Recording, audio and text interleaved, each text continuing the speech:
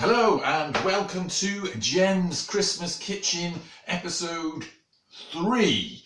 A little bit delayed because we've had a few crises to deal with, but we're back in festive Christmas mood, ready for your next recipe to not follow. Do not follow anything I do. I'm not taking responsibility if you make yourself ill. Okay, so we've had some comments about the nutrition value of some of the recipes I've done so far. So today we're going to pander to that a little bit, and the recipe requires slightly different ingredients. First of all, 2 small carrots. Second ingredient, a tomato. Third ingredient, not doing any of that. Okay, so welcome back to Jen's Christmas Kitchen, where we're going to make something nice. What we're actually doing today is an old family recipe passed down to me generation to generation. And we're going to start that off, because we've got a bit of a Jem Christmas twist to this. Start that off with some lovely all butter brioche loaf. Now first of all, let's get this open. Oh, blimey, look at that. Bloody lovely. I'm going to put the wrapper away. We want to keep it nice and neat in here. And what we want to do there is cut. We want to make 2 of what we're doing here. So we want to cut 4 nice, sizable slices. Not too sure what the calorie content is of all butter brioche loaf. Well, let's put that there. You know what, I'm going to cut a little corner off because it's making my mouth water.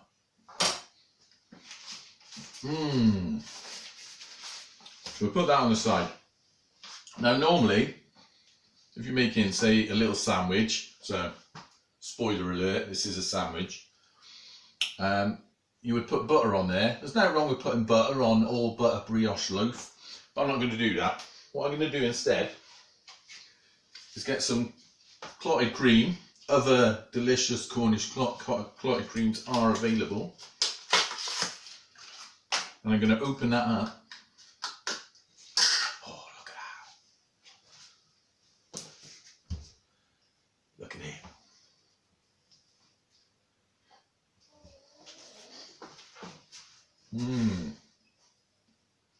And we're going to butter the brioche with the clotted cream. Oh, you got to have something in there, see? You can't just... Butter would be alright, but you've already got butter. So make that nice and thick.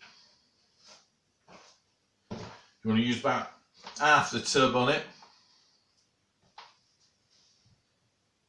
Look at that.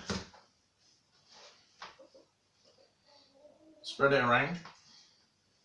Bit more on the first piece. I love clotted cream. The king of creams. Let's get rid of that rubbish. It's a bit disappointing that Rovers haven't been playing. I know they've had a bit of a, so to say, COVID outbreak up there. Just a quick message to any of the lads. I hope you're getting through it and you're not particularly ill. Get well soon. Right, next ingredient. What you're going to put on all butter brioche loaf with clotted cream? Well, of course, you're going to put Christmas cake in it. Now, for this, oh, look at that. You need it cut kind of squarish. I'll say this is an old family recipe. My mum and dad are watching this and know exactly what I'm talking about.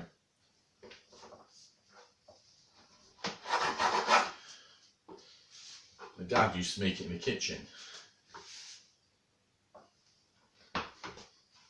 Right, I'm going to cut that into 2 squarish slices. Now I'm going to have a bit of a rant here about Christmas cake. Let's just place these on the brioche loaf. I'm going to put icing on the outside so it's the first bite.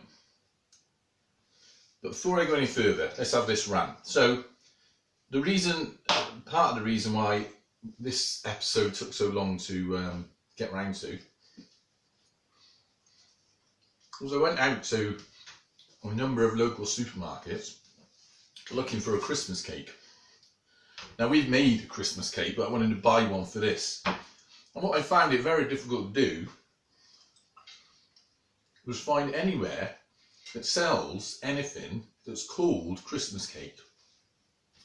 This was, I think, the third supermarket I went into, and I just gave up looking for Christmas cake because they're all just called fruit cake.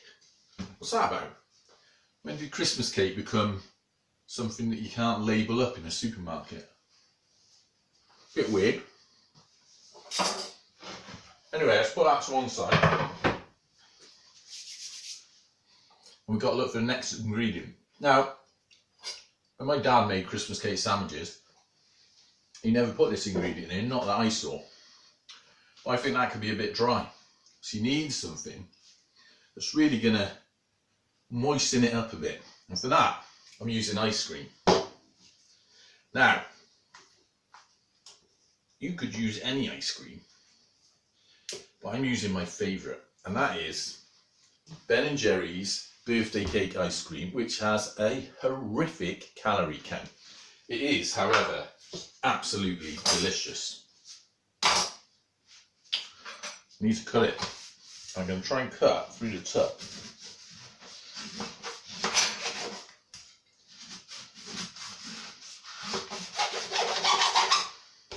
If you've never tried this, I know it's Christmas and this is like a birthday ice cream, but if you've never tried it, go out and specifically buy this. Just try it, just once. You will never look back. It's ice cream with birthday cake inside the ice cream. I suppose in a way, if you're of that mind, it is Jesus' birthday. Big shout out to all the God fans. I need a tea towel. Hang on, I've got to wash my hands, so I've got to go past you. Excuse the sink running. Right, let's move the ice cream out, the delicious ice cream out of the way. That's my supper later, by the way. That is a nice half a Christmas cake. Sorry, nice half a fruit cake. And half a tub of Ben & Jerry's birthday ice cream. So there we are, we've got our sandwich almost built, but what we want to do is get our old friend maple syrup, and using the skilled techniques I learned as a young man working in a bakery in a well-known high street supermarket, drizzle maple syrup over the top.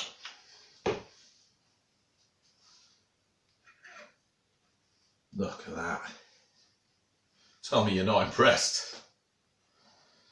A delicious Christmas cake sandwich. Let's cut it in half. Let's do like a fancy chef thing. Open that up. Oh, look at it. Look at that.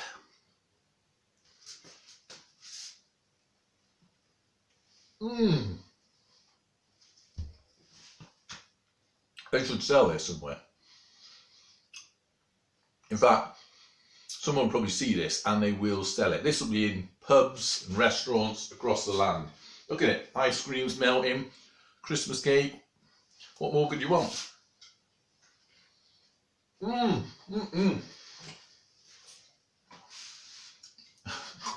It is a little bit messy. Now I've got to take this one into lovely Kerry and see if she'll eat that for her tea. But that's my episode 3. Episode 4 should be coming up quite quickly. I'm going to try and get it done this weekend as well. So stay tuned, up the gas, and Merry Christmas, isn't it? It's almost there, a week away. Christmas cake sandwiches.